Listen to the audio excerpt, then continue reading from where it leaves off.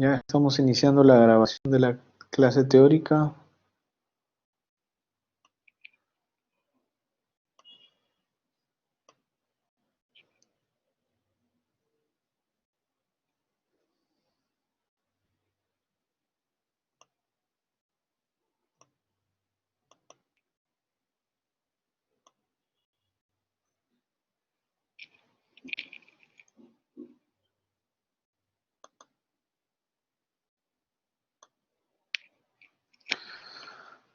Ya. Se ve la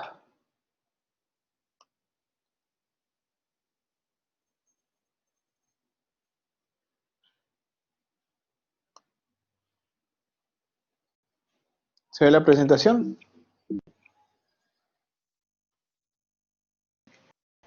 Sí, doctor. Sí, doctor, sí se ve. Ya, Sí, perfecto. doctor. Ya. Yo soy el doctor Daniel Ponce León, soy médico traumatólogo, soy especialista en cirugía de hombro y rodilla. Yo trabajo en el hospital de policía y en la clínica del Golf. Y yo estoy a cargo de darle la clase teórica, la tercera charla, que es semiología 3, semiología del aparato locomotor, que habla básicamente de miembro inferior. Este es el sílabus, lo que mandan para su clase de hoy. Lo que es semiología, vamos a hablar un poco de lo que es problemas de cadera, muslo, rodilla, pierna, tobillo, pie. Vamos a hablar más o menos de lo que es semiología, no vamos a hablar netamente de mucho o a profundidad de patología, porque las patologías de cada uno de estos segmentos, ustedes la van a ir viendo en sus clases de teoría y también en sus clases prácticas, ¿ok? Una de las cosas que primero tienen que darse cuenta, o ya se han dado cuenta, que el examen físico en un paciente con respecto a patología del aparato locomotor, o sea, la parte ortopédica, traumatológica, es diferente al resto de examen físico que venían teniendo de repente en otras especialidades como en medicina interna, ¿no? Nosotros evaluamos netamente la articulación o el segmento que el paciente viene con la patología.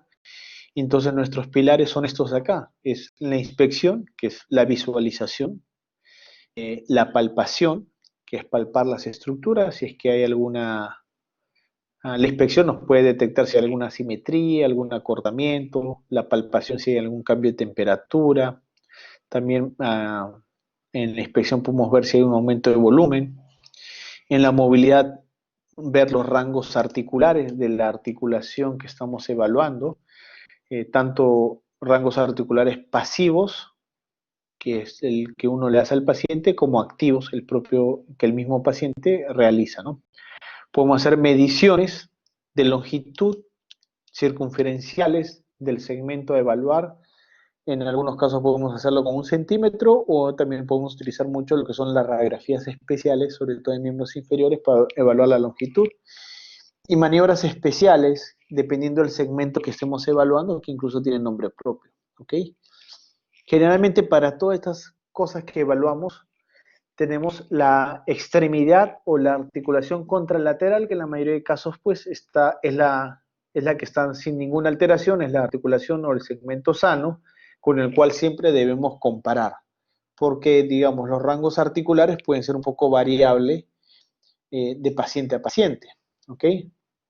Entonces, como ya habíamos algo dicho, en la inspección podemos ver si hay una alteración de la longitud de las extremidades, si hay algún acortamiento, si hay alguna deformidad producto de alguna tumoración o afección de partes blandas, de partes óseas o de ambas, ver si es que hay una alteración del alineamiento de la extremidad, por ejemplo, mal alineamientos en miembros inferiores, el genu valgus, el genu recurvatum, el genu varo, si hay una asimetría en el trofismo muscular, si generalmente en aquellos pacientes que sufren un evento traumático y no realizan o no hacen un apoyo de esa extremidad, pues la masa muscular se va a bajar, entonces va a generar una hipotrofia muscular por desuso.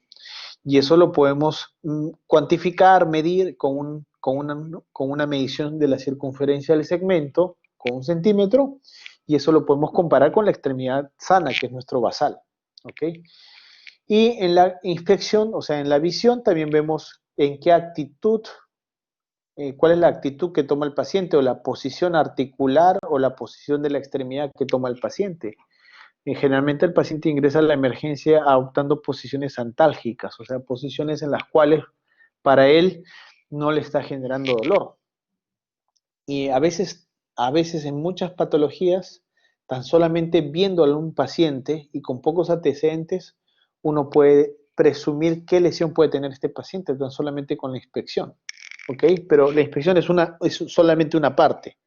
Después viene lo que es la palpación. Como le han hecho palpar una articulación, un segmento comparada con el lado contralateral sano, podemos ver cambios en la temperatura, podemos palpar si alguna articulación tiene un aumento de volumen, por ejemplo, el signo del témpano en la rodilla, que es una maniobra, un signo muy utilizado, y puntos dolorosos.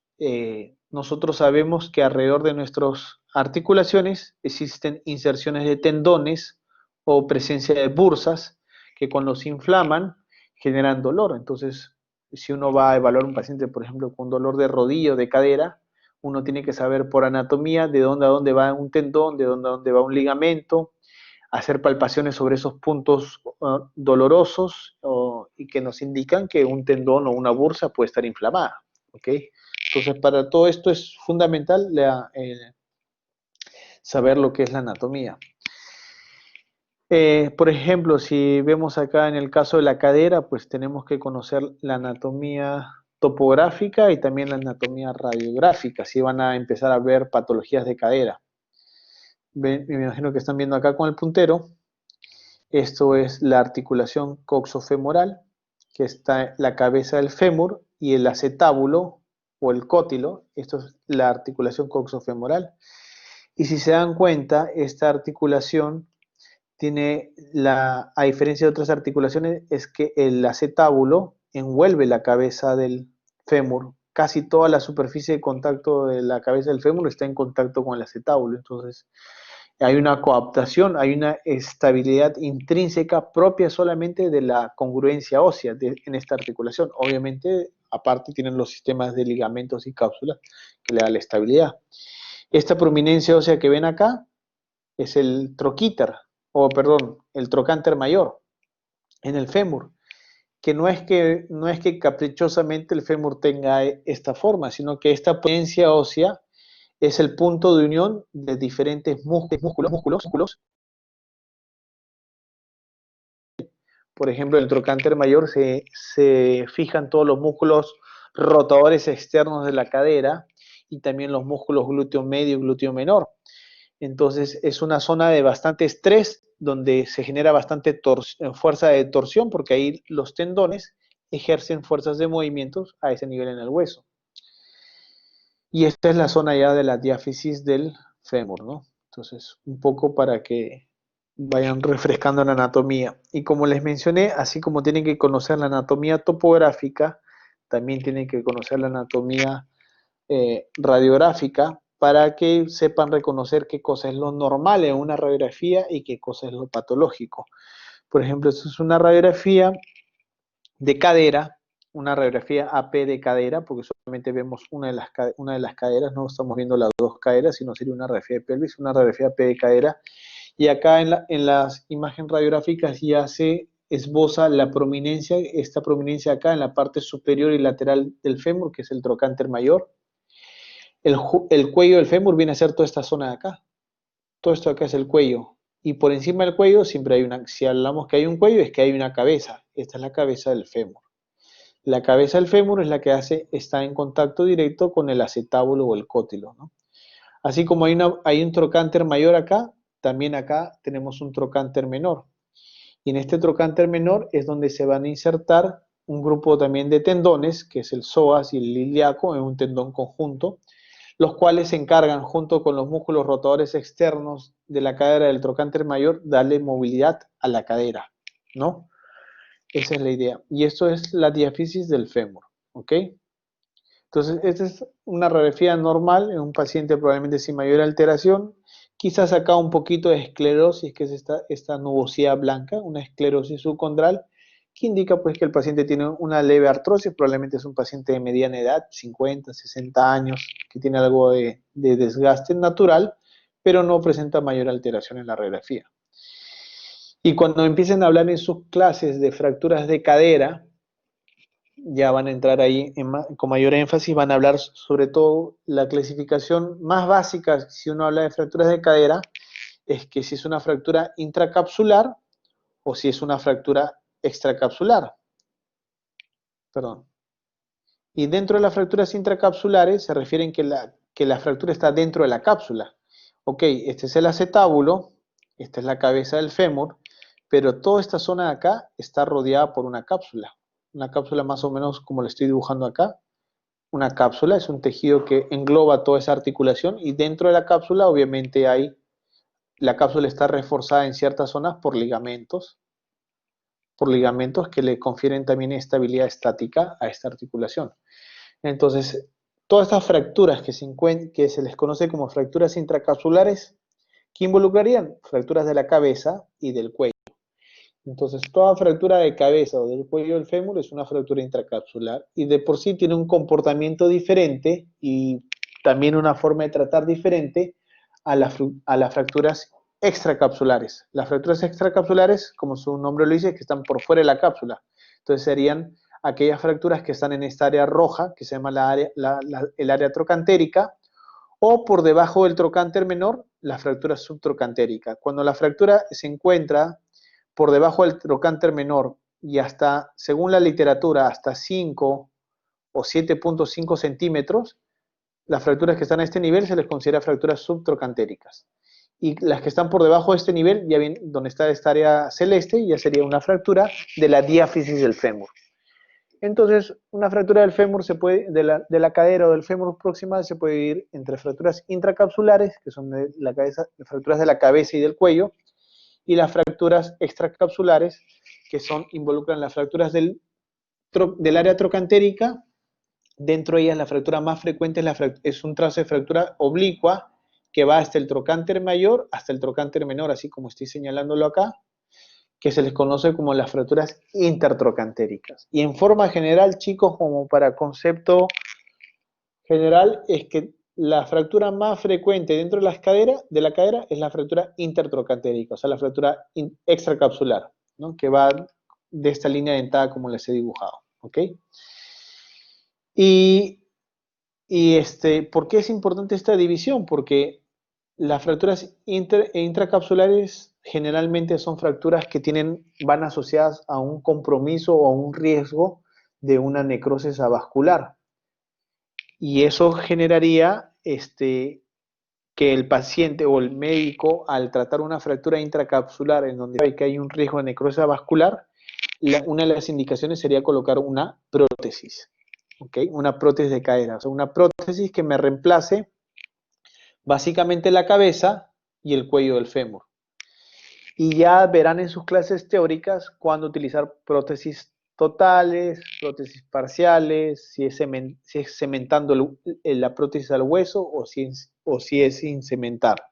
Pero en líneas generales, por el momento, para que vayan fijando la idea, fracturas de la cabeza y del cuello están relacionadas a fracturas con necrosis vascular y van con tratamiento con una prótesis. En cambio, las fracturas extracapsulares, sobre todo las fracturas intertrocantéricas o del área trocantérica, las fracturas subtrocantéricas, no tienen ese problema de vascularidad. Entonces, en la cabeza del fémur no está en riesgo de irse a la necrosis y por ende se tratan con fijación con placa y tornillos o con clavos endomedulares, o sea, se hace una fijación del hueso, no un reemplazo por una prótesis. Entonces, en estos casos extracapsulares, hacemos osteosíntesis con placas especiales, clavos endomedulares, pero la idea es preservar el hueso porque la cabeza del húmero no está en riesgo de necrosis, ¿ok? A su vez, estas fracturas del cuello tienen una subdivisión por topografía. Aquellas fracturas que están inmediatamente por debajo de la cabeza del cuello se les conoce como fracturas subcapitales. Las fracturas que están en la mitad del cuello se conoce como transcervicales. Y las fracturas que están acá en la base del cuello se le coloca como bases cervicales. Algunas fracturas ubicadas acá en la base del cuello, bases cervicales, dependiendo de la edad del paciente, algunos cirujanos de cadera las tratan como si fueran unas fracturas intertrocantéricas o una extracapsular. O sea, hacen una osteosíntesis, ¿ok? Pero eso ya lo van a ir viendo en sus clases de teoría y práctica.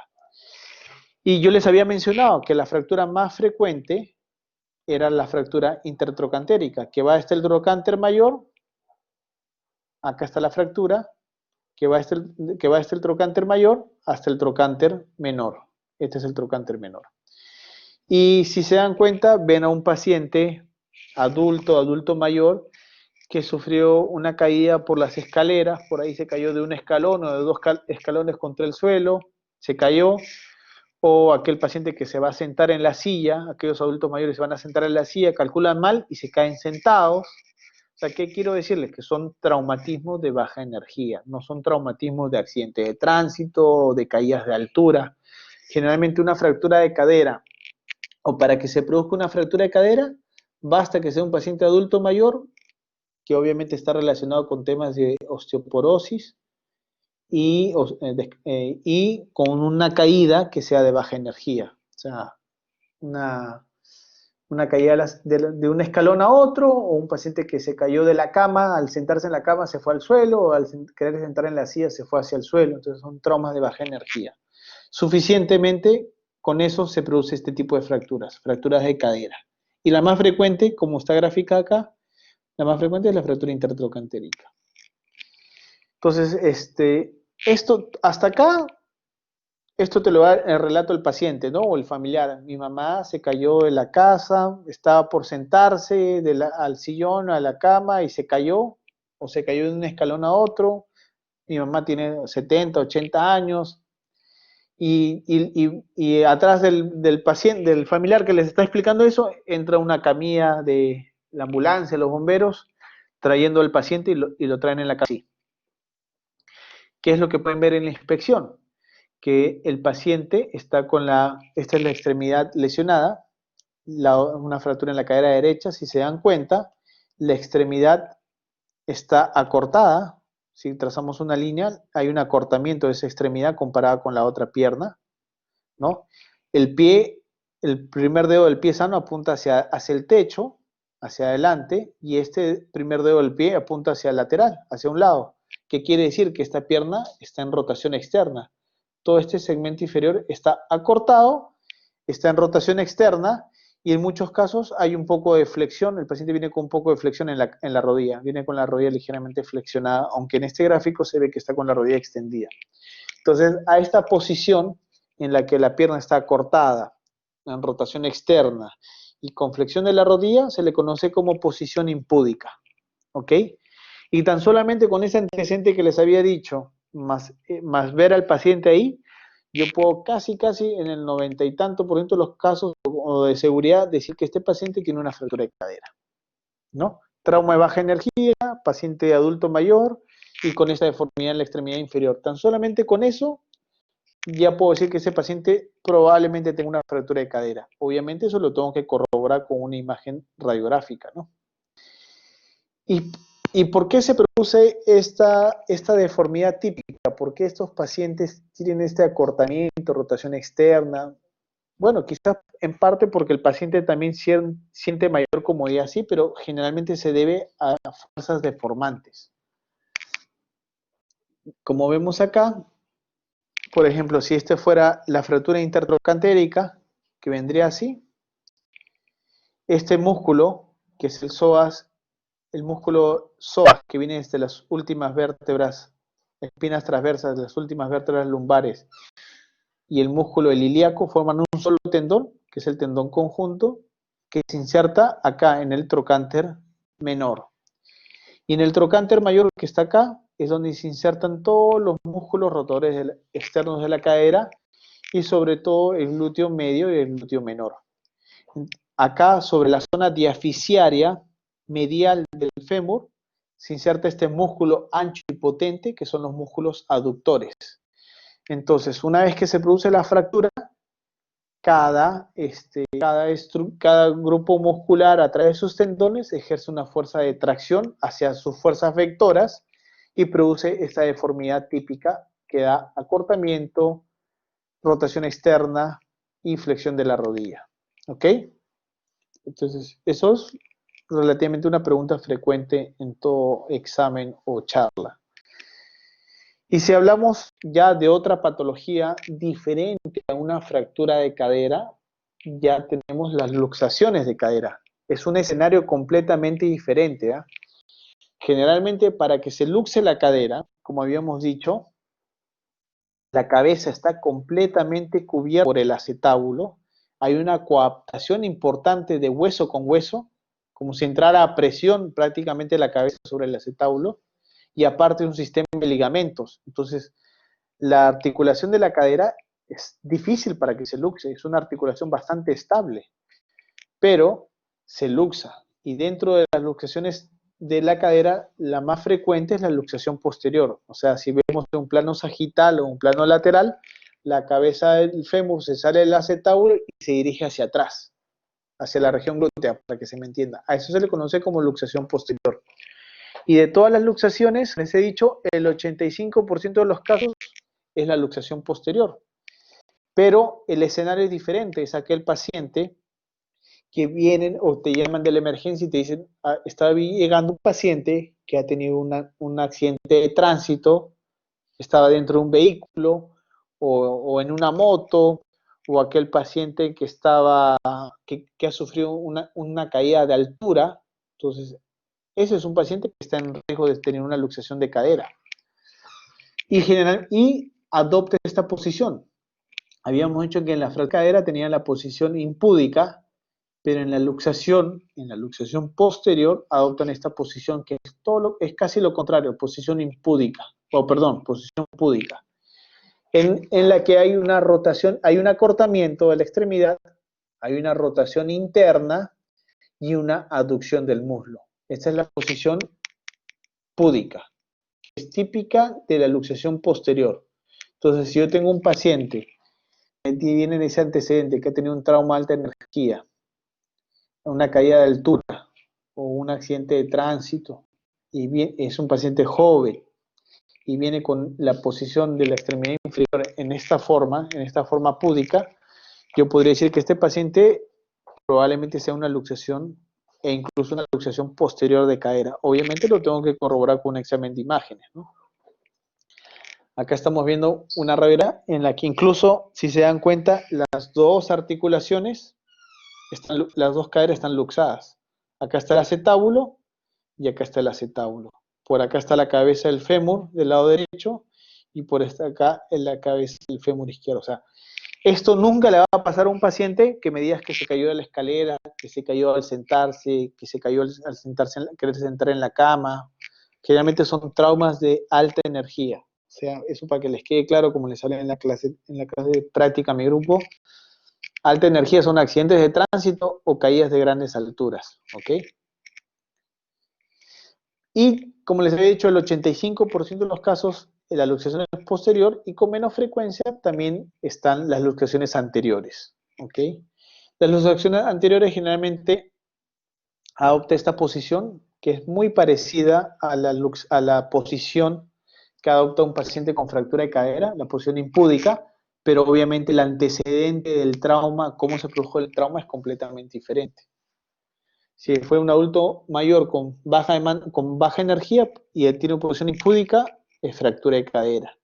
Pero si es una posición impúdica en un paciente más joven y un trauma de alta energía, no voy a pensar que es una fractura de cadera, sino más bien una luxación anterior de cadera. ¿Okay? Acá, como vemos, una paciente mujer en la que presenta una luxación anterior de cadera. Obviamente, si yo veo una radiografía AP, como estoy mirando acá, normalmente es difícil que yo determine si la luxación es anterior o posterior. Obviamente tengo que tomar otras radiografías complementarias a la cadera, como es una radiografía axial o radiografías con posiciones especiales o incluso en algunos casos hasta tomografía para poder determinar si la luxación fue anterior o fue posterior, porque en un plano AP yo no veo si se va hacia atrás o hacia adelante, y muchas de estas fracturas, así como les dije, que la cabeza del fémur está completamente encajada dentro del acetábulo, para que se produzca la luxación, muchas veces fractura el acetábulo. Puede fracturar el anillo anterior, si la cabeza del fémur se luxa hacia anterior, o puede fracturar el anillo posterior o la pared posterior del acetábulo si la luxación es posterior. ¿Okay? Dentro de la palpación, cuando uno evalúa patologías de cadera, también tiene que saber cuáles son los puntos dolorosos, cuáles son las zonas de inserciones de los músculos y de sus tendones, donde hay bursas, y saber las prominencias óseas para poderlas palpar. Y mientras más delgado es el paciente, es más fácil de encontrar esos relieves óseos y esas inserciones de tendones. Y tan solamente al examen físico o a la palpación se pueden detectar puntos dolorosos y hacer diagnósticos de trocanteritis, bursitis, que obviamente después las corroboramos con algún examen de imágenes, tipo una ecografía, ¿no? En pacientes que tienen dolor de cadera también hay que palpar mucho la región inguinal. Se nos puede escapar alguna hernia que puede estar produciendo algún tipo de dolor reflejo hacia la cadera y pensar el paciente que tiene un dolor en la cadera. Muchas lesiones del nervio ciático, muchas ciatalgias, también pueden irradiar dolor hacia la parte anterior y producir la sensación que el paciente manifestar que tiene un dolor hacia la cadera y no ser un dolor propiamente de la articulación de la cadera, sino ser una lesión del nervio ciático o una inflamación del nervio ciático. ¿Ok? También patologías ubicadas en las articulaciones sacroiliacas también pueden producir este dolor irradiado hacia la cadera. ¿Ok? Otro punto de evaluar, fuera de la inspección, fuera de la palpación, en las articulaciones, que ahorita estamos hablando de la cadera, es la movilidad.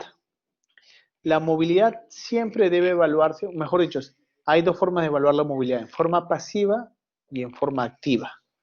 Pasiva quiere decir que uno moviliza la articulación al paciente para ver cuáles son sus rasgos de movimiento, generalmente si el paciente está dolorido, y la otra es la movilidad activa, ver cuánto el paciente en forma activa puede realizar estos rangos de movimiento en la cadera. Pero obviamente, si estamos o tenemos al frente un paciente que ha tenido un evento traumático reciente, que puede ser sospecha de una fractura o de una luxación, yo no voy a hacer ninguna evaluación de la movilidad, porque podría estarle produciendo o mayor dolor o mayor lesión de tipo óseo. Entonces, yo simplemente con la inspección, con la palpación y con el antecedente que me dice el paciente, si estoy ante la sospecha de una fractura o una luxación en la cadera o en cualquier extremidad, antes de hacer cualquier movilidad, pide unas radiografías. Y las radiografías se toman inmediatamente. Todos los hospitales, clínicas, centros de atención tienen a la mano una radiografía. Entonces le toma una radiografía y se descarta que no hay una fractura. Si es que hay una fractura o una luxación, yo no voy a hacer ninguna evaluación de la movilidad, no me va a ayudar en nada, más bien solamente le va a producir dolor al paciente, ¿ok? Pero en pacientes que vienen con dolor crónico, que no son de causa traumática, en las que uno piensa que hay una artrosis, o sea, una destrucción, un desgaste de la articulación del fémur con el acetábulo, ahí, por ejemplo, sí es importante hacer una evaluación de la movilidad, porque eso me va a determinar cuál es el grado de disfunción o de limitación que tiene ese paciente, y según eso, más adelante uno puede tomar la decisión de hacer ya una cirugía de una prótesis si es una artrosis severa, ¿ok? Estos son los rangos de movimiento que realiza la cadera. La cadera realiza flexión, extensión, abducción, abducción, y también hace rotación interna y externa. Estos son sus rangos de movimiento, acá los vamos a ver. Para evaluar el grado de flexión de una cadera, como ven en este primer gráfico, esta línea negra representa el paralelismo que tiene el paciente que está recostado y la línea paralela con el suelo, ¿ok? El paciente está en decúbito dorsal y lo que pedimos al paciente es que realice una flexión de su rodilla y que trate de llevar el muslo hacia su tórax. Con eso nosotros trazamos una línea media sobre la zona central del muslo, una línea paralela al suelo, y vemos cuál es el grado. el grado de flexión. Este movimiento o esta medición nos da el grado de flexión de la cadera, que normalmente son de 120 grados para la cadera. Si queremos evaluar, en este caso, la cadera derecha, cuánto aduce y cuánto abduce el paciente, trazamos una línea media, que es esta línea de acá, que estamos viendo acá, la línea media que pasa por el centro de la cadera. Todo lo que sería su zona central del paciente, o su zona central es esto de acá, y esta es su zona lateral. Entonces, todo lo que se va hacia la zona central, si estamos evaluando esta cadera, estamos hablando de abducción. Y todo lo que se va desde el centro de la articulación hacia afuera, se llama la abducción. ¿Ok? Entonces, normalmente una cadera sana tiene una abducción, o sea, puede girar esta pierna hacia la línea media hasta 30 grados y una abducción de 45 grados. Obviamente, si el paciente viene con un dolor en la cadera derecha, yo primero tengo que evaluar la cadera izquierda, que se supone que es la sana, para ver cuáles son los rangos de movimiento usuales o normales para ese paciente.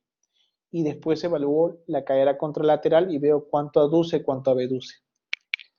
Para evaluar las rotaciones internas o externas de la cadera, también lo hacemos igual, como ven, con el paciente recostado, de cúbito dorsal, con la rodilla flexionada, como está en este caso flexionada, y hacemos que, si queremos evaluar la rotación interna, hacemos que la rodilla gire hacia la línea media del paciente, que viene a ser la línea media acá. Y la rotación interna normalmente puede ser hasta 40 grados. Hasta 40 grados de rotación interna. Eso es lo usual en una cadera. Y si queremos evaluar la rotación externa, le decimos al paciente que adopte esta posición como si fuera un 4. Como un 4. El paciente está recostado, hace una rotación externa y el pie apoya sobre la pierna contralateral. Cuando llega a esta posición es que la rotación externa está en 45 grados, ¿no? Entonces, son más o menos parámetros de rangos de movimiento que tienen sus variaciones de paciente a paciente, que siempre es bueno que sepan cuáles son los rangos funcionales en una articulación, y estos son los rangos funcionales en la cadera. Maniobras especiales, ¿qué cosas, qué movimientos, qué maniobras podemos hacer para evaluar, por ejemplo, en cadera? Y muchas de estas maniobras especiales tienen nombre propio. Por ejemplo, la maniobra de Trendelenburg, que la podemos utilizar para evaluar patología alrededor de la cadera, en pacientes jóvenes, adultos, y en pacientes pediátricos, o mejor dicho, en pacientes neonatos, evaluamos lo que es las maniobras de Barlow-Ortolani, que son maniobras que se hacen a nivel de la cadera para ver si ese paciente está teniendo una enfermedad luxante de cadera. Por ejemplo, vamos a evaluar la primera maniobra, vamos a ver cómo es la maniobra de Trendelenburg, que es una maniobra que lo que busca es que evaluar cómo está la fuerza, cómo funcionan los músculos abductores de la cadera. Y el principal músculo abductor de la cadera es el glúteo medio. Eso nunca lo olviden. La única diferencia que nosotros tenemos con los chimpancéses o los primates, que es para que uno pueda caminar,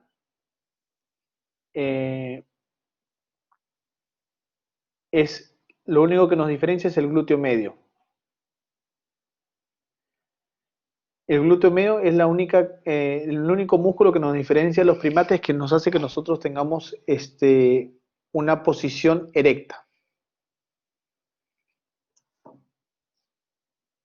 Ya, acá tenemos, por ejemplo, tenemos el paciente, el examinador se encuentra por detrás.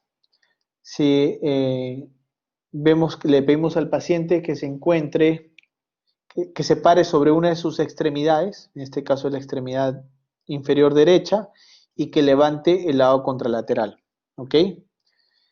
Si nosotros le estamos diciendo que se apoye sobre la cadera derecha, es porque estamos evaluando cómo se encuentra el glúteo medio del mismo lado que estamos examinando.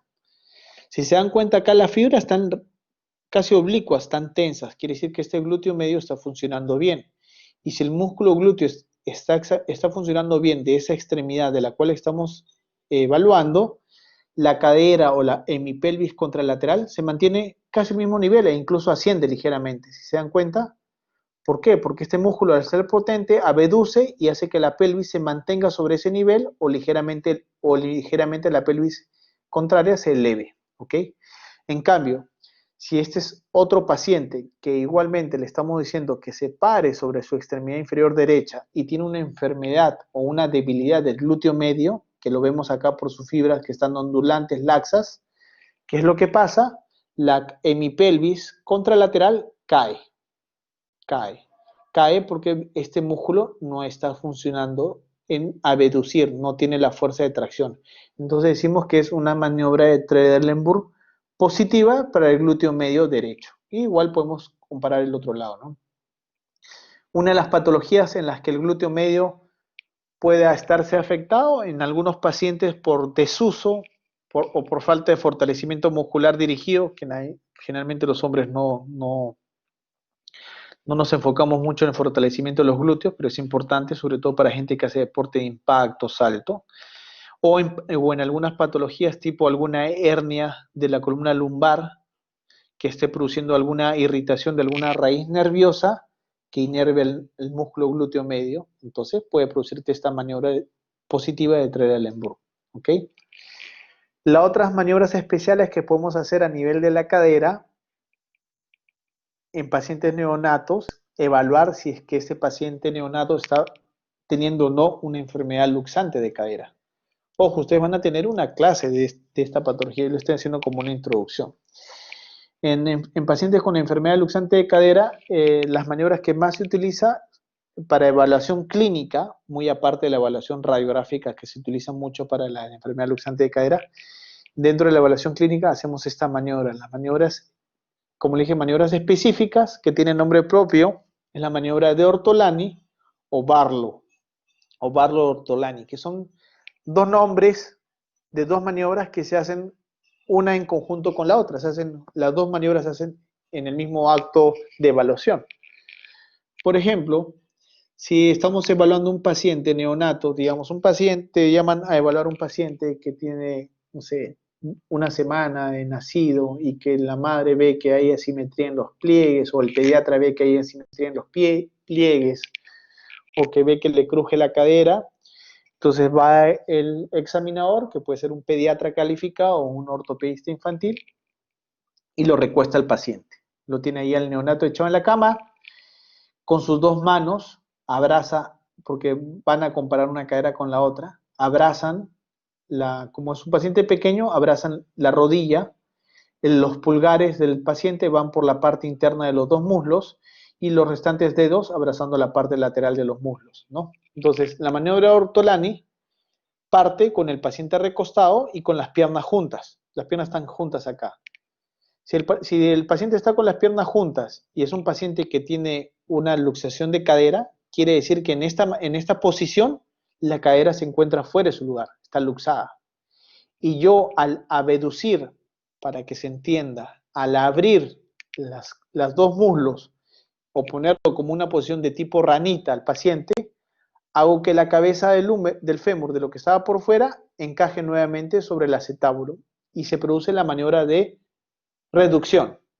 Y van a escuchar como una crepitación, como un resalte, que es la cabeza del fémur que ha entrado nuevamente sobre el acetábulo. A esto se le conoce como la maniobra de Ortolani, ¿ok? Y la maniobra de Barlow es que una vez que he conseguido esto, yo quiero ver si está estable o no la cadera y de lo que estaba en la posición de abducción, con las piernas abiertas, abducidas, que se supone que es la posición más estable, donde el fémur va a encajar sobre el acetábulo, voy a juntar nuevamente estas piernas. Al aducir, al llevar este muslo sobre la línea media del paciente, la cabeza del fémur se va a luxar, se va a salir del acetábulo. O sea, yo mismo la voy a luxar. Ese se llama la maniobra de Barlow. Entonces, la maniobra de Ortolani lo que busca es reducir la fractura, la luxación, perdón, y la de Barlow lo que busca es, si está inestable, luxar la cadera. ¿Ok? Por eso es que se dice que esta posición... Doctor, ¿Sí? la maniobra de Ortolani, ¿en qué consistía? La maniobra de Ortolani consiste, como ven acá en el primer gráfico, evaluar o reducir la cadera. Si estamos evaluando al paciente recostado en su cama, con las piernas aducidas o juntas, la cabeza del fémur se va a encontrar por fuera del acetábulo. Entonces yo al abducir, al llevar esta cadera, este muslo hacia afuera, como se señala acá en la flecha, voy a hacer que la cabeza indirectamente entre sobre el acetábulo. Esta es la maniobra de Ortolani. O sea, voy a hacer una reducción de la luxación de la cadera. Y voy a escuchar un clic, un resalte, que es lo que me indica que la cadera se está luxando. Y la de Barlow es lo contrario, como les había dicho acá. ¿Ok? Estas dos maniobras se hacen en conjunto. Hago la maniobra de Barlow, que es abducir, y de Ortolani, que es abducir el muslo, y hago la maniobra de Barlow, que es abducir los muslos, lo cual me va a llevar a una luxación. Y son maniobras que las repito varias veces hasta que el ortopedista se dé cuenta si verdaderamente hay o no una crepitación o un riesgo de una luxación. ¿Ok? Es importante que uno diagnostique, o mientras más pronto pueda diagnosticar al paciente de una luxación de cadera, es de tratarla. Mientras más joven o mientras menos días de nacido tenga el paciente, obviamente el tratamiento puede ser más sencillo, hasta ni siquiera necesitar una cirugía y solamente colocar algún ortésico especial.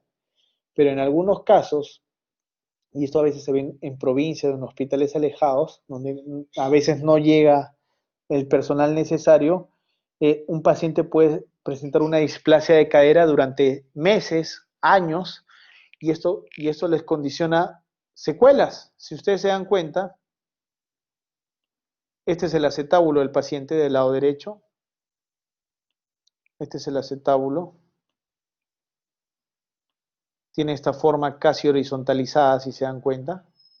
La cabeza del fémur está ahí, justo por debajo del acetábulo. O sea, tiene casi horizontalizado ese acetábulo. En cambio, en una cadera donde la cabeza del fémur está luxada durante mucho tiempo, ¿qué pasa con este acetábulo? Miren, acá está su acetábulo.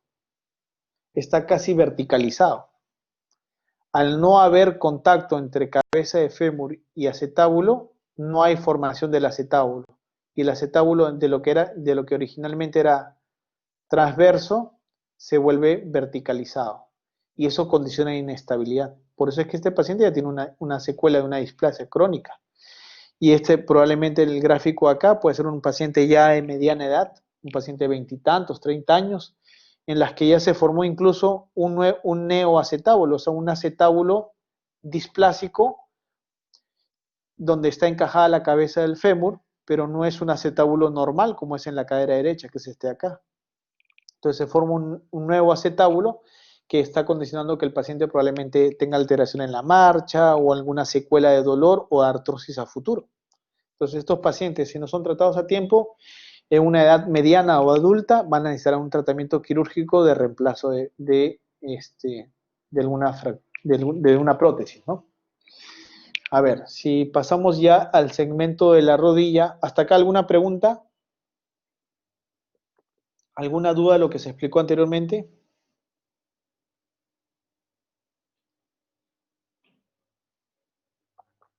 Ya, a ver.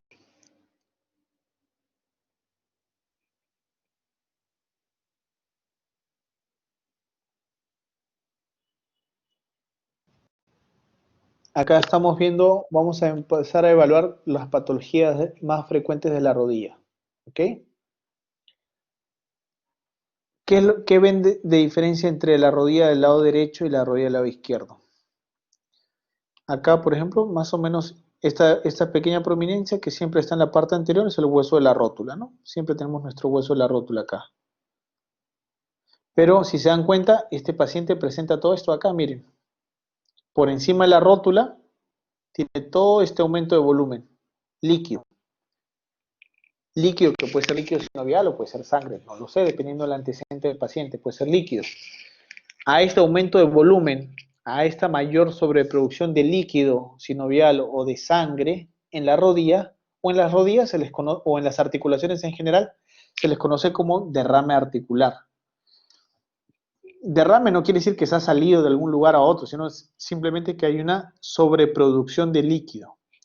Y el líquido, la sobreproducción de líquido normalmente corresponde a un fenómeno irritativo, traumático, nos indica que algo está funcionando mal en esa articulación, ¿ok? Entonces, a la inspección yo veo que hay un aumento de volumen considerable y sobre todo a nivel por encima de la rótula, o sea, a nivel suprapatelar, a diferencia de esta rodilla. ¿Ven? ¿Ven lo importante que es tener la otra articulación sana? Nos sirve simplemente para comparar. Yo para corroborar que este aumento de líquido esté dentro de la articulación, hago esta maniobra acá. Acá está, por ejemplo, la rótula. El paciente, el examinador, una mano abraza por encima de la rótula, con la otra mano abraza por debajo de la rótula y trata de llevar las dos manos hacia la rótula, hacia inferior y hacia superior. Y todo el líquido que va a estar en esta zona va a quedar circunscrito o abrazado por las dos manos del examinador. Y si hay líquido, sea sangre o líquido sinovial, esta rótula va a estar flotando, como si fuera un témpano. Y el examinador con una mano lo que trata es presionar sobre la rótula y presionarla hacia posterior. Si ve que hay un juego en que la rótula desciende y si salca la mano o el dedo vuelve a ascender como un témpano de hielo en el agua, quiere decir que es signo de témpano positivo, o sea que hay líquido articular dentro de la articulación. No me dice qué líquido, puede ser sangre, pus, la mezcla de las dos cosas o líquido sinovial, pero hay aumento de volumen, hay líquido dentro de esa articulación, ¿ok? Esa es la maniobra que me indica que hay el signo del témpano positivo. Sea cual sea la presencia de la causa de este líquido dentro de la rodilla, está produciendo una distensión de la cápsula articular y esa distensión de la cápsula articular produce dolor. Y ese dolor lo lleva a que el paciente trate o no pueda movilizar la rodilla, no pueda flexionar, extender la rodilla por completo, o trate de evitar eso porque le genera mucho dolor. Entonces se hace este procedimiento que se llama la artrocentesis. La artrocentesis no es simplemente evacuar el líquido de una articulación donde hay una sobreproducción de líquido, en este caso es la rodilla, que es una de las articulaciones más fáciles donde uno puede hacer una evacuación porque es una articulación relativamente superficial. Por ejemplo, si acá está la rótula, esto es la rótula, entonces el punto de ingreso de mi aguja, hay parámetros, no es que yo tenga que meter la aguja donde yo quiera. Si sé que el líquido normalmente se acumula acá por encima, yo hago esto. Si este es, trazo mi línea, si este es mi polo superior de la rótula y este es mi polo inferior, esta es mi cara lateral de la rótula y esta es mi cara medial, normalmente yo cojo este punto, es a 2 centímetros por encima de la rótula, acá sería, y a 2 centímetros por debajo de la cara interna, o sea, sería más o menos acá. O sea, en sentido estricto, esta aguja lo hubieran colocado un poquito más arriba, ¿no? Porque tomo distancia 2 centímetros por debajo y 2 centímetros para arriba. Ese es mi punto de ingreso. Acá, creo que acá debió haber sido el punto de ingreso de este gráfico. Ahí es donde se debe colocar o introducir la aguja, porque estamos entrando justo en la bursa suprapatelar donde se acumula el líquido, y lo que hacemos es con una aguja, normalmente utilizamos una jeringa de 20 centímetros, como ven acá, una jeringa de 20 centímetros. Esta es una aguja verde, que es de color, que es del número 21, o sea, el diámetro, el calibre de la aguja es número 21, pero normalmente utilizamos la aguja rosada, que es de calibre 18. Sobre todo si pensamos que el líquido que puede haber en esa rodilla es sangre, porque sabemos que es más espeso que el líquido sinovial. Entonces, para que pueda salir con mayor facilidad, hacemos la artrocentesis con una jeringa de 20 y con una aguja rosada, ¿no? ¿Ok? Y si se dan cuenta, el médico está pues con guantes estériles, coloca este campo fenestrado o monóculo estéril y previamente ha hecho una limpieza, una desinfección de toda esa área donde está manipulando, porque estamos introduciendo un cuerpo extraño, que es una aguja desde la piel hasta dentro de la articulación. Entonces, si no hacemos no tenemos adecuados control de asepsia y antisepsia, podemos introducir un germen de la piel o un germen externo hacia adentro de la articulación, donde no existe gérmenes, y producir una artritis piógena, una artritis infecciosa. ¿Ok? Entonces, debemos tener mucho cuidado.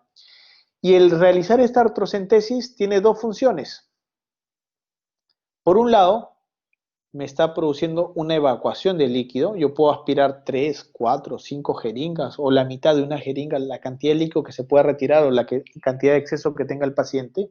Y tan solamente el hecho de evacuar genera que ya no haya una distensión de esta bursa suprapatelar y por ende le calma inmediatamente el dolor al paciente.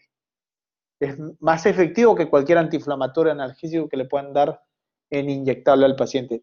El hecho de evacuar le calma el dolor.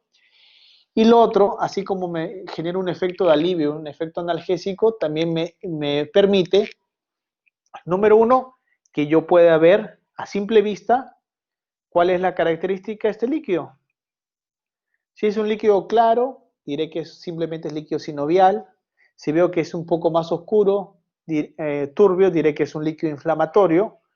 O si veo pus, diré que es una infección franca. O si veo sangre, diré que es hemartrosis, que es sangre, ¿no? Y de acuerdo a esas cosas, yo veré si es necesario mandar a estudiar ese líquido sinovial, porque una cosa es lo que uno mire y otra cosa es lo que manda a analizar al laboratorio. Si yo veo un líquido inflamatorio turbio, lo puedo mandar a analizar para que me digan qué tanto células inflamatorias hay en ese líquido, o si hay presencia de germen, o que me digan qué tipo de germen es incluso, si es un germen de la piel o es un germen que no es atípico o atípico, e incluso que me digan qué antibiótico es efectivo para ese germen. Entonces, con esa muestra de líquido me pueden dar mucha información y a la vez indicarme cómo tratarlo, ¿no? Pero si veo que es sangre pura, pues no vale la pena mandar a estudiar porque simplemente no, la celularidad va a ser de sangre. Pero si yo veo que es sangre, si yo veo que hay sangre dentro de la rodilla, ya en mi cabeza yo ya tengo mi esquema mental en el que digo, ok, ¿por qué va a haber sangre dentro de la rodilla? ¿Cuáles serían mis causas probables? ¿Qué cosas se puede romper internamente dentro de la articulación que me produzca un sangrado y que me produzca esta hemartrosis que tenga que evacuar? Entonces, claro, obviamente un golpe fuerte en la rodilla puede provocar que internamente algunos vasos sanguíneos pequeños se rompan, sangre, y hay una hemartrosis. Pero cuando hay una bastante producción de sangre, hemartrosis, uno dice, ok, las causas más frecuentes de hemartrosis o de sangre dentro de la rodilla son, número uno, que este paciente se haya roto un ligamento dentro de la rodilla. Y el ligamento que más frecuentemente se daña dentro de la rodilla y que me puede producir hemartrosis es el ligamento cruzado anterior. Dos, que ese paciente tenga una lesión del menisco. Obviamente no una lesión pequeña, sino una lesión grande del menisco en una zona donde el menisco tenga vascularidad y al romperse ha ocasionado sangrado.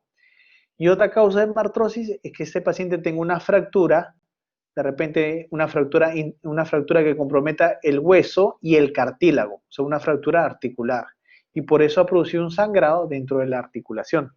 Obviamente, si yo veo hemartrosis y sé que son esas tres causas, tengo que tomar una radiografía para ver si no hay una fractura y dos, pedir una resonancia para descartar una lesión ligamentaria o una lesión del menisco, ¿no? Entonces, la artrocentesis o la evacuación nos da muchas luces de cómo seguir más adelante mi evaluación. Otra cosa que debemos ver en los pacientes en las rodillas es la inspección. Bueno, generalmente en los miembros inferiores. Si se dan cuenta, es una paciente que está parada sobre un equipo, sobre un aparato de espejos que se llama un podoscopio, en el cual ella está parada sobre este aparato de vidrio y yo abajo, bajo este espejo, estoy viendo cómo es el apoyo de su planta del pie sobre el suelo, que vendría a ser este espejo para ella, ¿no? ¿Cómo sería su apoyo de la planta del pie? Pero también veo acá esto, miren, cómo acá las rodillas, el borde interno de sus rodillas, están ligeramente en contacto, como debería ser, pero, pero miren cómo está los pies. Si este es el malleolo tibial y este es el otro malleolo tibial, normalmente un paciente cuando se para y las piernas o las caras internas de la rodilla están en contacto, la distancia entre un malleolo interno y otro malleolo interno es menor de 6 centímetros. De acá a acá debería haber 6 centímetros, pero obviamente acá hay mucho más que eso. Entonces, esto me está indicando ya tan solamente la inspección que ese paciente tiene un genuvalgo. Su fémur viene acá y su tibia viene para acá. Tiene un genuvalgo. Y en el examen que vemos acá al costado, lo estoy viendo. Estoy viendo, esto se llama una teleradiografía o radiografía panorámica, en este caso de miembros inferiores, en el cual, si ustedes se dan cuenta, es una sola radiografía que va desde la pelvis, porque acá están las dos cabezas del fémur, que va desde la pelvis hasta el tobillo. Es una radiografía en la que yo puedo ver en una sola toma cómo es el alineamiento, y yo puedo detectar Doctor, haciendo mis mediciones. ¿Sí? disculpe, ¿qué es el Dime. genuvalgo? El geno valgo es aquella deformidad en los miembros inferiores en el cual las piernas o el extremo distal que viene a ser las piernas se abre. Es como piernas en X. Si se da cuenta, acá se juntan acá, pero se abren hacia afuera. Es una alteración del eje normal que debería tener las extremidades inferiores. Así como el geno valgo quiere decir que las rodillas se juntan, pero los pies se van hacia afuera. Genuvaru es cuando acá se genera un espacio entre las piernas, como si fuera esos chuequitos que algunos jugadores de fútbol o aquellos que le dicen que se han bajado el caballo, que acá se genera un espacio, pero que los pies abajo están en contacto. ¿Ok? Entonces, una forma de evaluar el genuvalu es simplemente acá en la inspección, o genuvaru es simplemente el evaluar al paciente parado o tomar algún examen de radiografía especial como es esta teleradiografía. ¿Ok? La rodilla también es importante que sepan cuáles son los rangos articulares normales en la rodilla. La rodilla no solamente realiza flexo-extensión, sino realiza muchos movimientos de rotación, muchos movimientos de pivote sobre su eje, ¿no? Pero normalmente una rodilla puede extenderse, cuando una rodilla se extiende por completo, se dice que la extensión es cero, no es 180 grados, es cero. Y la flexión normal de una rodilla puede llegar entre 120 a 140 grados. Obviamente tienen que ir conociendo ya la parte anatómica de la rodilla.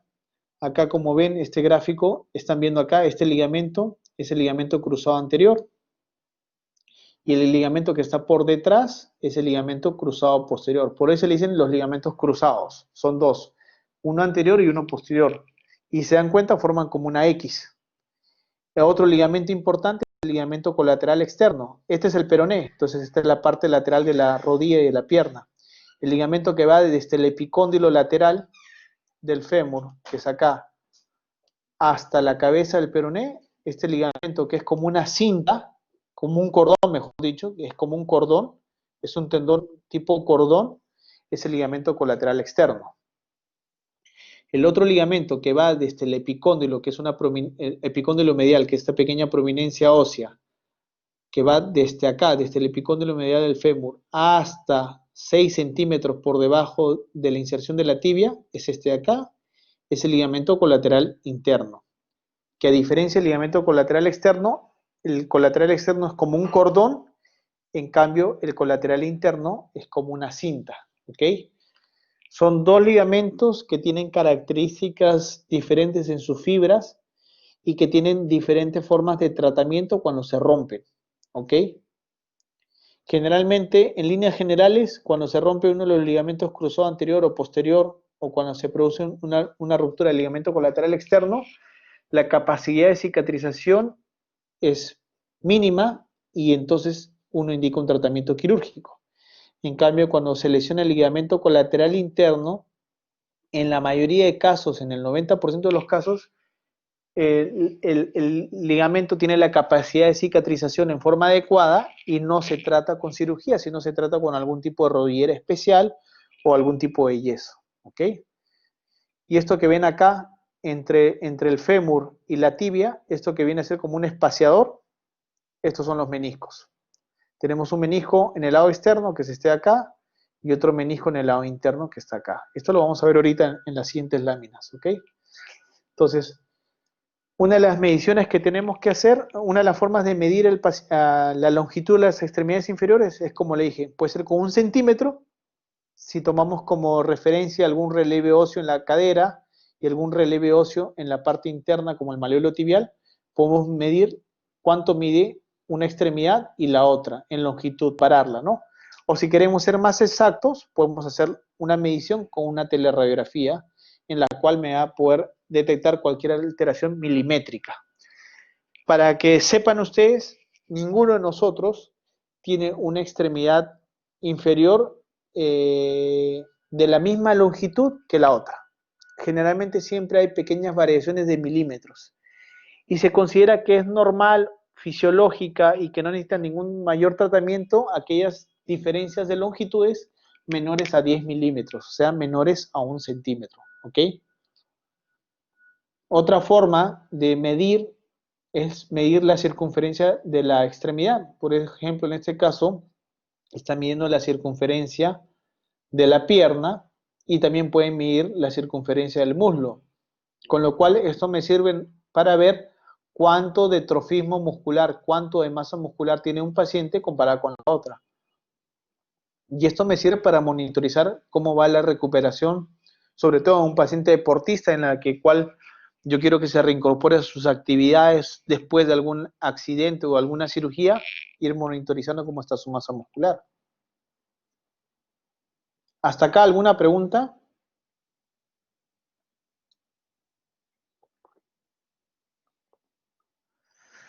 Ya. Entonces ya hemos visto inspección, palpación. Otras cosas que evaluamos en la rodilla es algunas maniobras especiales, algunas maniobras específicas.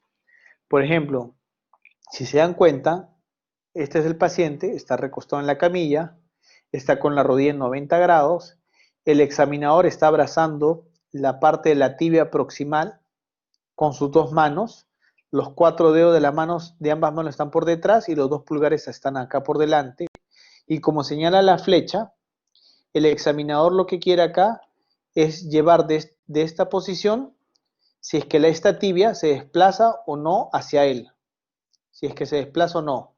Si es que el examinador al hacer esta maniobra desplaza la tibia hacia adelante, está ante una maniobra de cajón anterior positivo, que es sugestivo de una lesión del ligamento cruzado anterior. El mismo examinador, en vez de ejercer una fuerza hacia él, ejerce una fuerza contraria, una fuerza hacia posterior del paciente, como señala ahí la flecha. Y si ve que la tibia se desplaza, mira incluso cómo se forma acá una pequeña depresión, si logra que la tibia se desplace hacia posterior, entonces está hablando de una maniobra de cajón posterior positiva, o sea, una probable lesión del ligamento cruzado posterior. Esas son las maniobras que más se utilizan, o una de las maniobras que se utilizan en mayor frecuencia para evaluar lesiones de ligamentos cruzados. Anterior, el ligamento cruzado anterior lo que hace es evita que la tibia se desplace hacia adelante, y el ligamento cruzado posterior lo que hace es evita que la tibia se desplace hacia posterior. Por eso es que cuando la tibia se desplaza hacia adelante, quiere decir que ese ligamento cruzado no está funcionando, o sea, está roto. Y si la tibia se desplaza hacia atrás con esta maniobra, quiere decir que el ligamento cruzado posterior no está funcionando. Por eso es que se desplaza hacia posterior. Ahora, si yo tengo un paciente que entra a la emergencia, que se lesionó a las pocas horas o el día anterior, y quiero evaluar si tiene una lesión ligamentaria, por ejemplo, una sospecha de ligamentos cruzados, hacer que el paciente coloque su rodilla en 90 grados, a las pocas horas o al día siguiente del accidente es complicado, porque generalmente el paciente viene con la rodilla inflamada, adolorida, entonces es difícil que adopte esta posición de 90 grados. Entonces, otra forma de evaluar si es que hay una lesión del ligamento cruzado anterior, sin que el paciente tenga que flexionar la rodilla tantos grados, sin que esté en 90 grados de flexión, es esta maniobra. Se llama la maniobra de Lachman, en la que el paciente también se encuentra recostado sobre la camilla, y el examinador lo único que necesita es que flexionar la rodilla solamente 20 a 30 grados de flexión. ¿Ven? Como se ve acá, 20 a 30 grados. ¿Y qué es lo que hace? El examinador con una mano sujeta el muslo y con la otra mano ejerce una fuerza con la otra mano que está abrazando la parte proximal de la pierna, ejerce una fuerza de tracción hacia adelante. Si ve que la tibia se desplaza con respecto al fémur o la rodilla, para que se me entienda, quiere decir que este paciente está teniendo una inestabilidad anterior propia de una o sugestiva de una ruptura del ligamento cruzado anterior. ¿Okay? Para evaluar inestabilidad de los ligamentos colaterales. Ya les había dicho que hay dos ligamentos, colateral interno y colateral externo, ¿no? Entonces, esto de acá es la parte lateral del paciente, es de su pierna derecha, y esta es la parte interna. Habíamos dicho que había un ligamento que era como una cinta que va desde la tibia hacia el epicóndilo medial del fémur, ¿no? Ese se llama el ligamento colateral interno o ligamento colateral medial, ¿ok? Es como una cinta. Este ligamento lo que me hace es estabilizar la rodilla para que la pierna no se vaya hacia valgo. ¿Qué quiere decir? Acá tenemos... Y esta lesión del ligamento colateral interno o ligamento colateral medial debe ser la lesión ligamentaria más frecuente que se produce en la rodilla. Por ejemplo, un paciente que está caminando, que sufre un traspiés o pisa mal, pisa un escalón mal, o aquel paciente que recibe un golpe lateral de la pierna mientras está jugando y tiene el pie sobre el suelo, hace que la pierna se palanquee hacia afuera. Y si se palanquea hacia afuera, la estructura que se encuentra en la parte interna se va a distender y se va a producir una lesión del ligamento colateral interno. Entonces, esto puede lesionarse. Entonces, si un paciente con una sospecha de una lesión del ligamento colateral interno, la maniobra a realizar por el examinador, por el paciente, es esta. Para empezar, el paciente se para hacia el borde lateral del paciente o hacia el borde lateral de la pierna a examinar. Con una mano, como ven acá, apoyada sobre el muslo, esta es la rodilla, rótula, esta es la rodilla entonces, con esta mano hace un tope acá, hace un tope para que la pierna no se mueva, hace un tope ahí. Y con esta mano, sobre la parte proximal o media de la pierna, lo que hace es esto, va a tratar de llevar esta pierna hacia afuera, va a ejercer una fuerza de valgo, o sea, con la mano izquierda hace un tope y con la mano derecha lleva la pierna hacia valgo, hacia afuera para que se entienda, hacia afuera de la línea media, hacia valgo. Si este ligamento colateral interno está funcionando o no se ha roto, obviamente no va a haber inestabilidad. Pero si ese ligamento se ha desgarrado parcialmente o totalmente, al hacer esta maniobra se va a abrir, se va a generar como una bisagra sobre esta pierna y el paciente va a tener dolor y va a haber una prueba de bostezo medial positiva. Esa es para evaluar la lesión del ligamento colateral interno, ¿ok? Igual van a tener una clase de esto. Entonces, esta es la maniobra que es de estrés, abducción o en valgo que se hace para cuando uno quiere evaluar el ligamento colateral interno. Este es el ligamento colateral interno que va de acá a acá en el paciente, ligamento colateral interno, y el paciente, el examinador hace un toque y con la otra mano lleva la pierna hacia afuera, hacia un valgo. Si se abre hacia afuera, quiere decir que las estructuras que están en la parte interna, o sea, el ligamento colateral interno, está incompetente, está roto, ¿ok? Y si ven acá, en esta imagen, es una rodilla completamente deformada. Acá debe estar la rótula, ¿no? Hay un aumento de volumen considerable sobre la rodilla. Miren esta zona equimótica amplia, pero miren, toda esta rodilla está completamente edematizada. Hay un derrame articular. Y si se dan cuenta, el examinador está haciendo la misma maniobra. Este es su muslo, está haciendo con una mano el tope sobre la parte lateral del muslo de la pierna, y con la otra mano de la pierna que debería estar acá, con la otra mano hace una fuerza hacia afuera, lleva hacia el valgo. ¿Y qué es lo que hace? Hace que la pierna de lo que debería estar acá se desplace hacia un valgo. Quiere decir que el ligamento colateral interno que está acá está lesionado. Chicos, díganme si se entiende esta parte que les he explicado. ¿Se entiende o no se entiende? Sí se entiende, Sí, doctor. Estoy tratando de Doctor, ¿puede hacerlo. repetir, por favor? A ver, estamos evaluando un paciente con una probable lesión del ligamento colateral interno. El ligamento es la parte interna de la pierna. De acá a acá va el ligamento colateral interno, ¿ok? Si se dan cuenta, a este paciente le están haciendo una evaluación, una prueba de estrés en valgo. O sea, están forzando llevar su pierna hacia el valgo, hacia afuera. Si es que el ligamento colateral interno está sano, la pierna no debería cederse, no debería irse hacia afuera. Debería haber un tope. Puede haber pequeños milímetros de desplazamiento, pero no tanto. Pero, ¿cómo se hace esta maniobra? El examinador se para por fuera del paciente, con una mano estabiliza el muslo, la parte lateral, y con la otra mano, el mismo examinador trata de llevar la pierna hacia afuera, alejarla de la línea media. Si esta es la línea media del paciente, trata de llevarla hacia afuera. Eso se llama estrés en valgo. Si la pierna cede, es que el ligamento colateral interno está dañado. ¿Ok?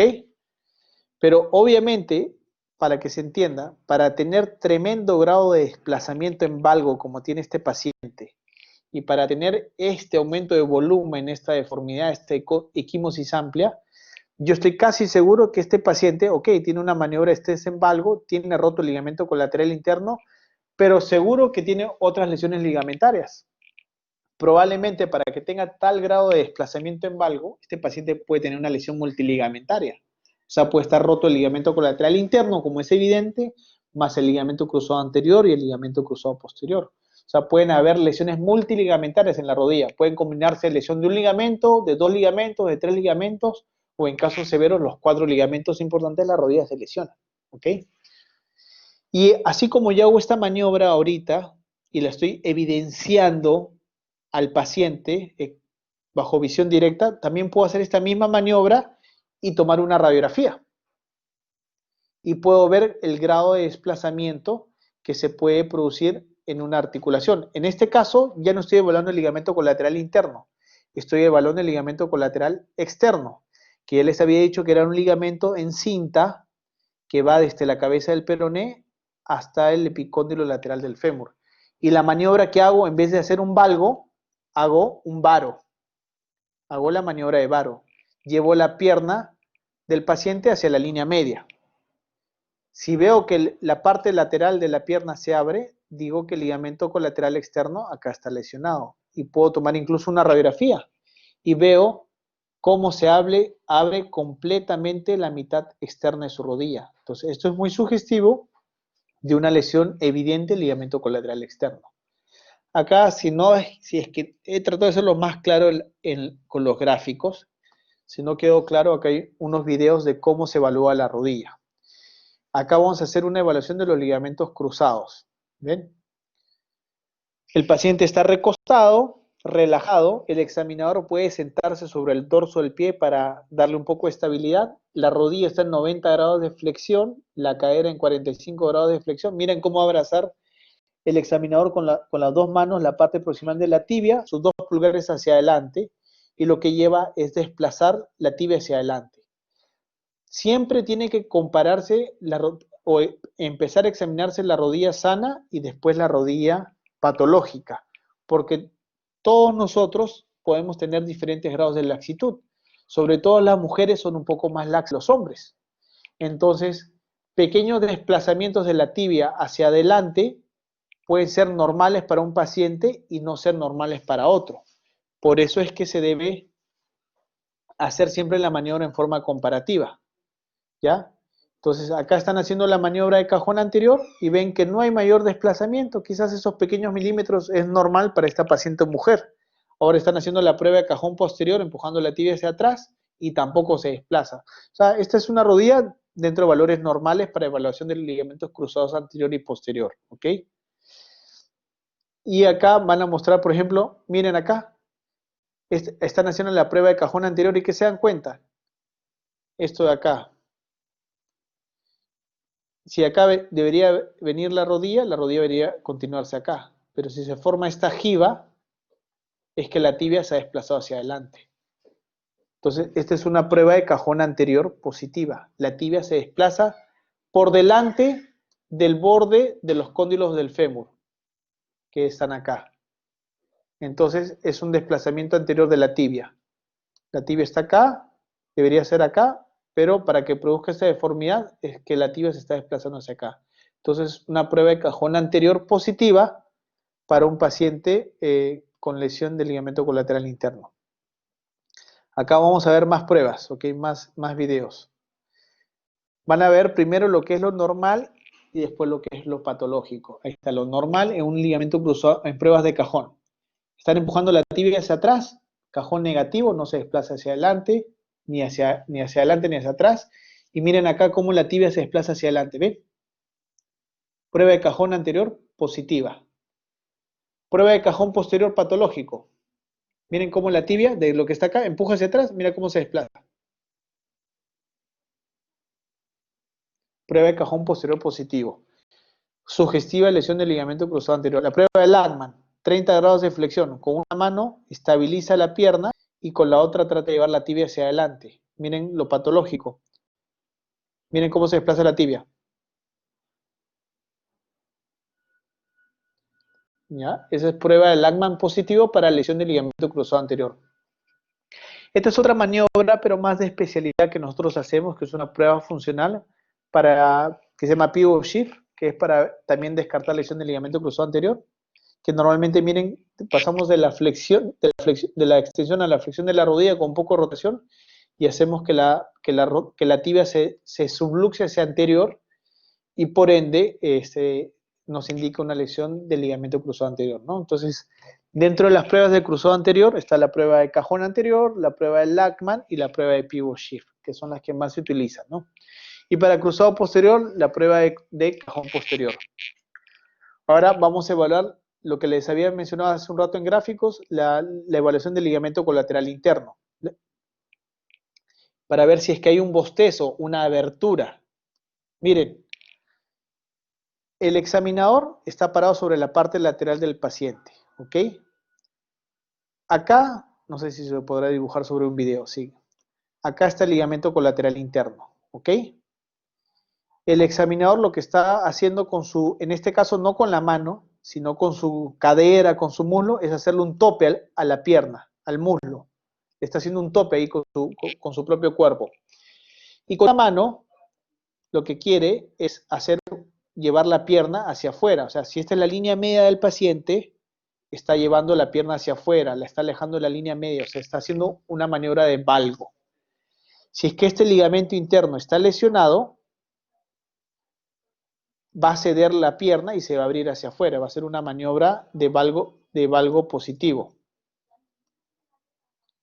Entonces, primero esto es lo normal. Todas las rodillas pueden tener un poquito de laxitud, ¿eh? Esto es lo normal. Vamos a poner el video que continúe. Es más, está poniendo sus dedos sobre la línea media entre el hueso del fémur y la tibia para calcular qué tanto se abre o no ese lado. Eso es lo normal, ¿eh? Hay un pequeño juego, es lo normal. Ahora vamos a ver qué es lo patológico. Y se quedaron las flechas. Miren cómo se abre. ¿Eh? Como una bisagra. Y con los dedos de la mano está ahí viendo qué tanto se abre la articulación. La misma maniobra, pero para evaluar el ligamento colateral externo. Acá, como les había dicho, esta es la parte interna, esta es la parte externa. Entonces quiere decir que sobre la parte externa está el ligamento colateral externo, que es como un cordón, les había dicho, ¿no? Es el ligamento colateral externo. Entonces, en este caso, el examinador con una mano está haciendo un tope sobre la parte interna del muslo. Y con esta mano lo que quiere hacer es esto, llevar la pierna hacia adentro, acercarla hacia la línea media, para ver si el espacio externo se abre con esta maniobra, ¿ok? Si hay un bostezo o se abre o se apertura el espacio externo, quiere decir que este ligamento colateral externo no está funcionando, entonces hay una ruptura de este ligamento, ¿ok? Esa es la prueba de bostezo en varo, estrés en varo.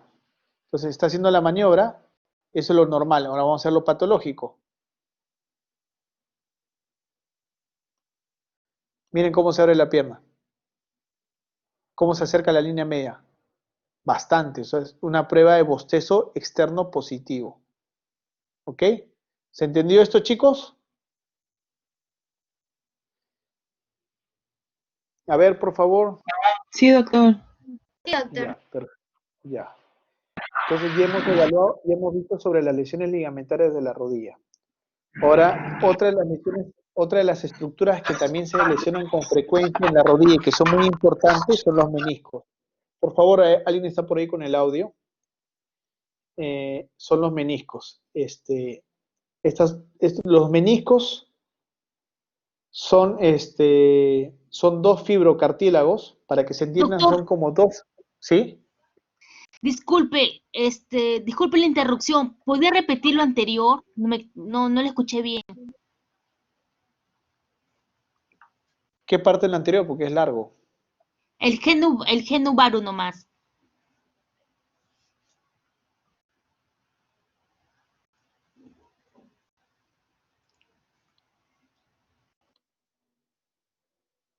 A ver.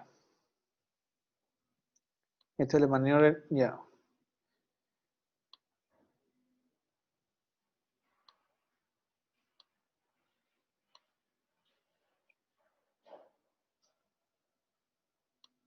En este caso, el examinador lo que está haciendo es evaluar cómo está el ligamento colateral externo.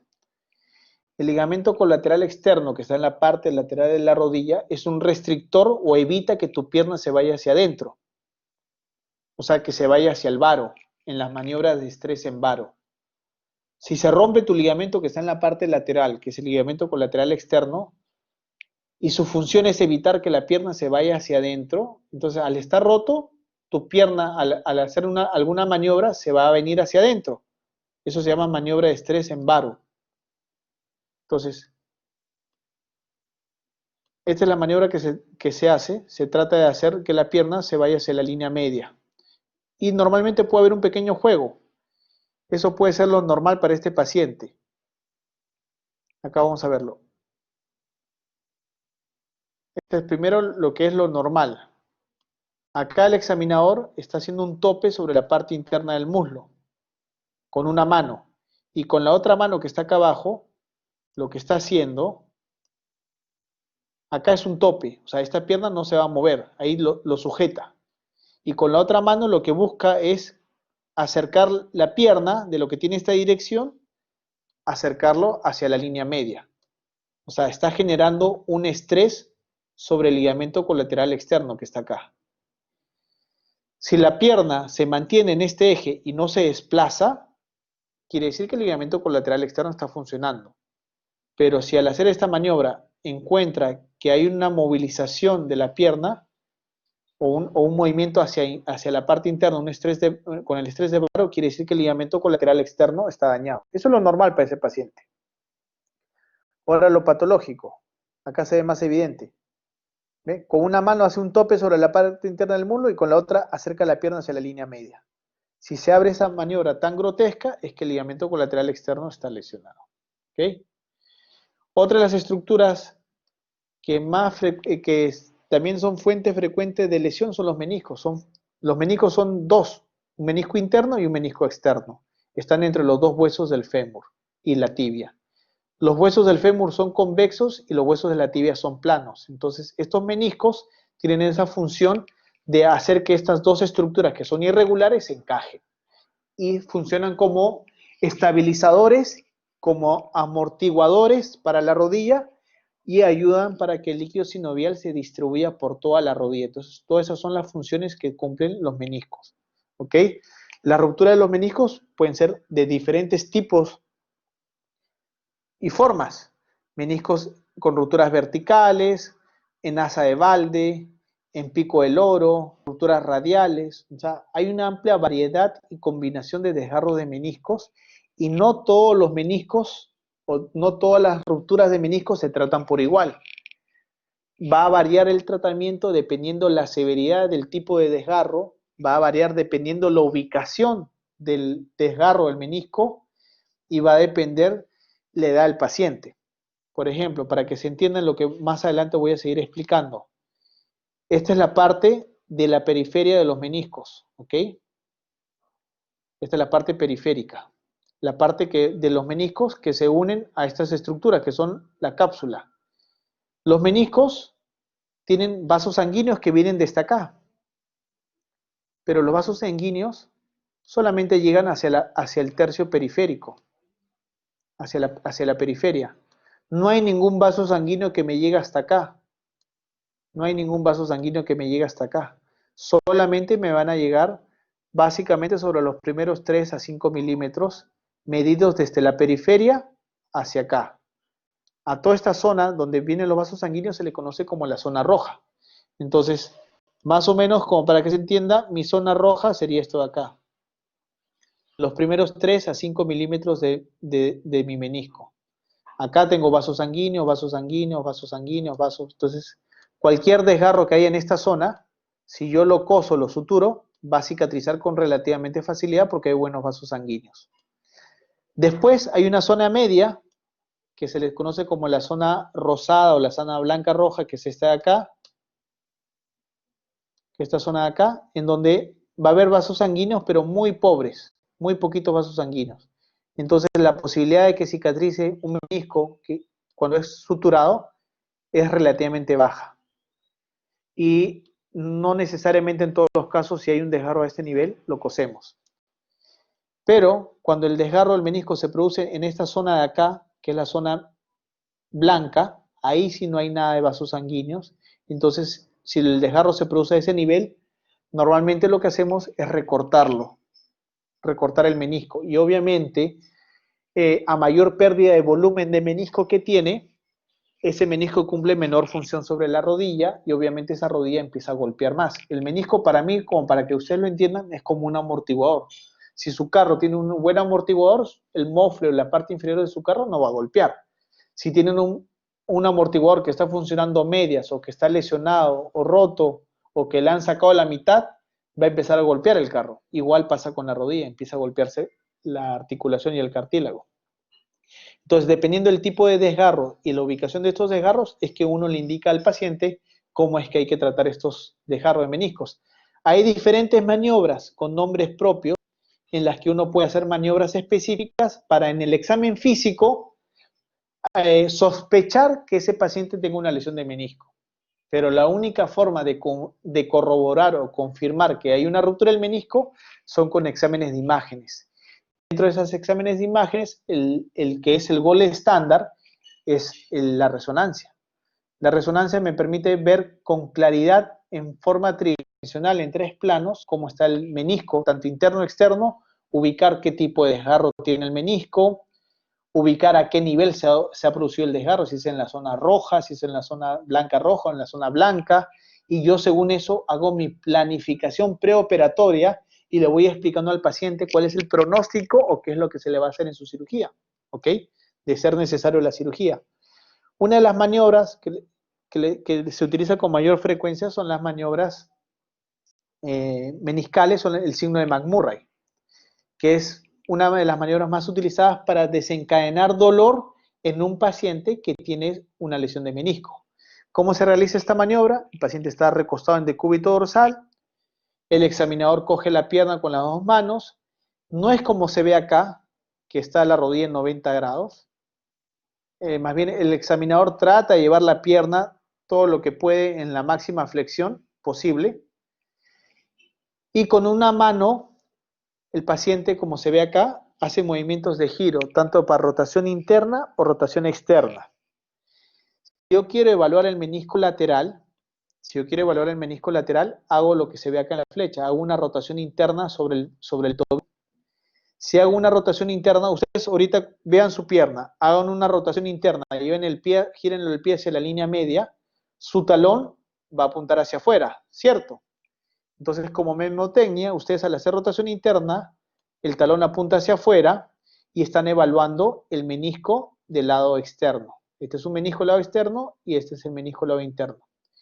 Entonces, para evaluar el menisco del lado externo, hago flexión máxima de la rodilla hasta donde me tolera el paciente, hago una rotación interna del pie, el talón me apunta hacia afuera, quiere decir que estoy evaluando el menisco al lado externo, y de la flexión voy a llevar progresivamente al paciente que estire su rodilla hacia la extensión completa, manteniendo siempre la rotación interna del pie, si estoy evaluando el menisco al lado externo. Si durante ese movimiento de pasar de la flexión a la extensión el paciente presenta un resalte que es palpable, audible o un dolor súbito, estoy ante una maniobra de McMurray externa, mejor dicho, positiva para menisco al lado externo. ¿Ok? Esta misma maniobra, tal cual, la puedo hacer también para evaluar el menisco al lado interno. Pero lo único que diferencia es que para evaluar el menisco interno, yo ya no hago una rotación interna del pie, sino hago una rotación externa. Ustedes están ahorita sentados, apunten su pie hacia afuera, que los dedos apunten a la parte lateral y por ende el talón rota hacia la parte interna. Eso el talón me indica qué menisco estoy evaluando. Entonces, al hacer una rotación externa, estoy evaluando el menisco del lado interno. ¿Ok? Hago la misma maniobra, paso de la flexión a la extensión. Si palpo algún resalte sobre la línea articular interna o el paciente manifiesta dolor, estoy ante una maniobra de McMurray positiva para menisco lado interno. Acá vamos a ver un gráfico, un video, cómo hace. Miren, el examinador está flexionando máximo, lo más que se puede la rodilla, está haciendo una rotación interna del pie, entonces el talón apunta hacia afuera, entonces está evaluando el menisco del lado externo. En tus dedos los puede poner sobre la línea articular externa. Y lo que va a hacer es pasar de la flexión a la extensión, manteniendo el pie en rotación interna. Y con eso está evaluando, como le dije, el menisco del lado externo. Si en ese movimiento, lo puedo repetir varias veces, si en esas pruebas el paciente tiene dolor, estoy ante una prueba positiva de McMurray para menisco externo y obviamente tengo que pedir una resonancia para corroborar el caso y para ver qué tipo de desgarro, dónde está ubicado y según eso hacer mi planificación preoperatoria. La misma maniobra, pero ya haciendo una rotación externa del pie. Miren, el pie está rotado externamente y entonces está evaluando el menisco del lado interno. Incluso pone los dedos, como se ve ahí, sobre la línea articular interna para ver si hay un chasquido, algún resarte del menisco del lado interno que está ubicado ahí. Y paso de la flexión a la extensión, manteniendo siempre la rotación externa para evaluar si hay dolor en el menisco del lado interno. ¿Ok? Esa es la maniobra de McMurray. Otra maniobra que se utiliza es la maniobra de Apple, que es muy parecida, que lo que busca es también hacer rotación interna y externa, pero acá el paciente está en decúbito prono, boca abajo, y lo que busca el examinador a la vez que hace rotación interna y externa es hacer una fuerza de compresión hacia abajo, sobre una carga axial desde el talón hacia la rodilla, porque la rodilla está ahorita, el paciente está flexionado, está con la rodilla flexionada en 90 grados. Entonces ejerce una fuerza de rotación externa para evaluar el menisco del lado interno o interna para evaluar el menisco del lado externo.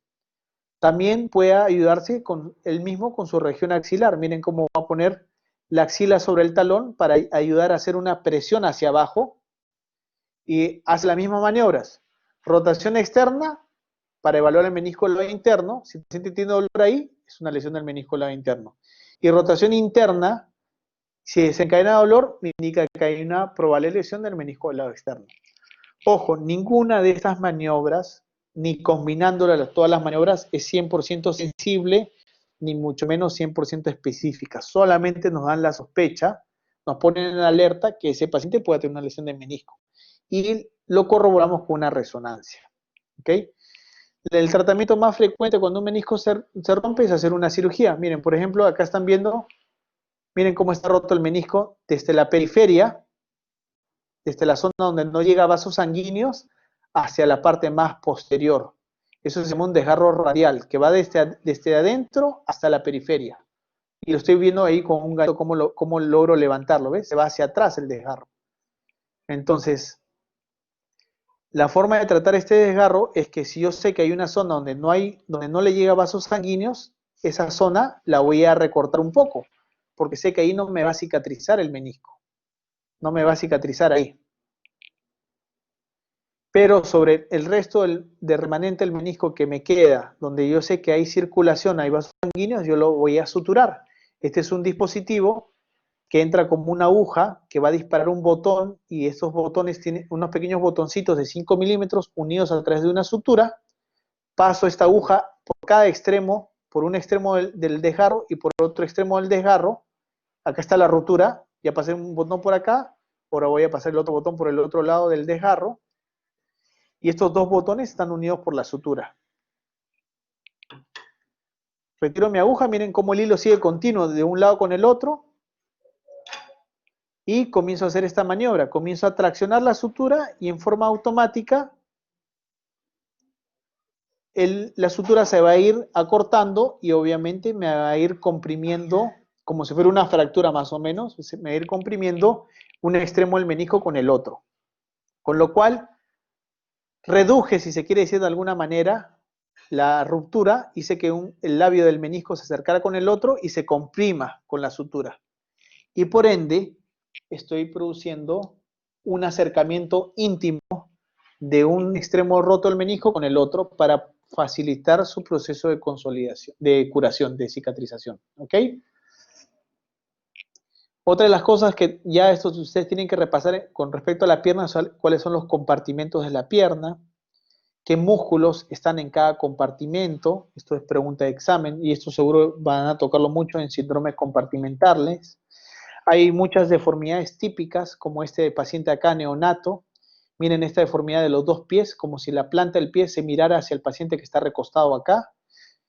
Eso se llama el pie equinovaro congénito. Ahorita vamos a verlo más adelante. Los rangos articulares que tiene que tener el tobillo. Los rangos de dorsiflexión, que el tobillo si lo llevo hacia el dorso, se llama extensión o dorsiflexión, que son normalmente 20 grados, o si lo llevo una flexión hasta 50 grados, que es una flexión plantar. Este es el rango articular, o sea, el tobillo tiene 70 grados de rango articular en promedio, ¿no? Siempre compararlos uno con el otro. Algunas patologías típicas en los pacientes niños que a veces si no son corregidos llegan hasta la etapa adolescente o adulta es el pie plano. Es una patología muy frecuente en la que si se dan cuenta prácticamente toda la planta del pie apoya sobre el piso. No existe esta bóveda o arco plantar que normalmente tenemos, ¿no? Normalmente es asintomático en el 90% de los casos, pero cuando empiezan a llegar a la edad de adulta, adolescente, como es un pie patológico, comienza a producir problemas de dolor. Y lo podemos ver acá. Esto es una evaluación cómo es la planta de un pie normal y cómo puede llegar a ser un pie plano de cuarto grado. Obviamente hay pie plano de primer grado, segundo grado y cuarto grado, que es lo peor. Igual, es una evaluación de un paciente con un pie cabo. Esto es lo normal. Lo normal es esto, cómo debería apoyarse. Y miren acá prácticamente cómo apoya solamente sobre la parte anterior y sobre la parte posterior. No apoya casi nada sobre esta parte lateral. Entonces es un pie cabo, ¿no? En pacientes, lo más frecuente que he visto en pacientes pediátricos, aunque yo no veo pacientes pediátricos, son los pies planos. Miren, el paciente está acá parado sobre este podoscopio. Es una toma como si yo estuviera, el paciente parado encima mío. Miren cómo toda la planta del pie está acá. Se apoya por completo. Entonces, obviamente es un pie plano. Mírenme, un pie plano severo. Y normalmente estos tipos de pie planos severos no remiten con ejercicios, terapia. Quizás los grados más simples sí pueden corregirse con ejercicios que se le deja al paciente para que haga en casa. Pero estos pacientes con pie planos severos difícilmente se solucionan con el tratamiento con ejercicios y a veces llegan a cirugía. Y normalmente estos tipos de pies planos severos están relacionados a una patología que se llama el astrágalo verticalizado.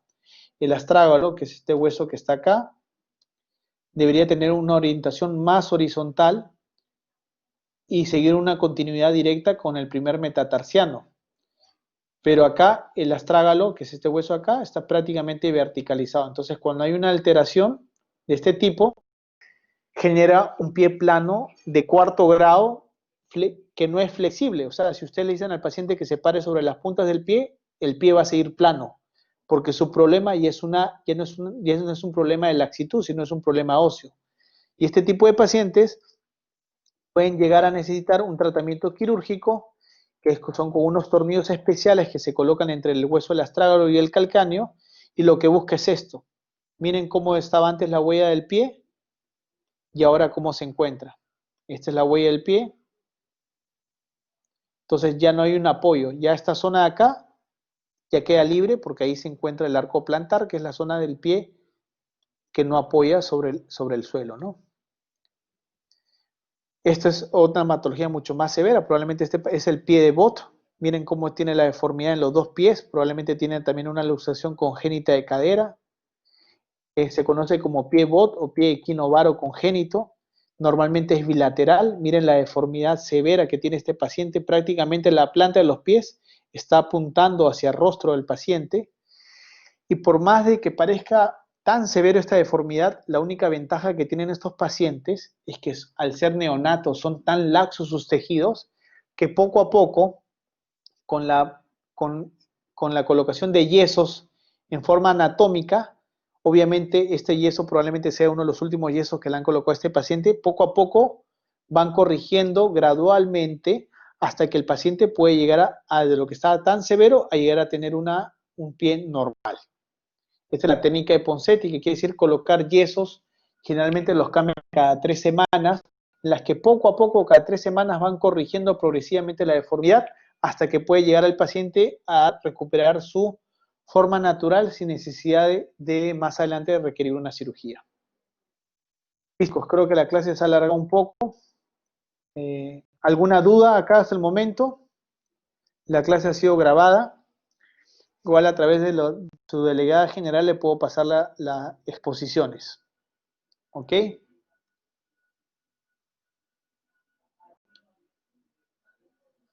¿Alguna pregunta?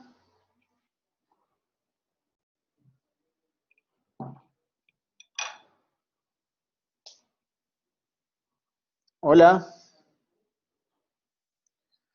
Bueno, si no hay más preguntas, voy a dejar de grabar y ya nos estamos viendo más adelante con las clases prácticas. Espero que les haya servido. Cualquier duda lo pueden comunicar a través de su delegada y también les voy a pasar ahí a las clases de la exposición, ¿ya? Igual esto ha sido grabado. Voy a dejar de grabar.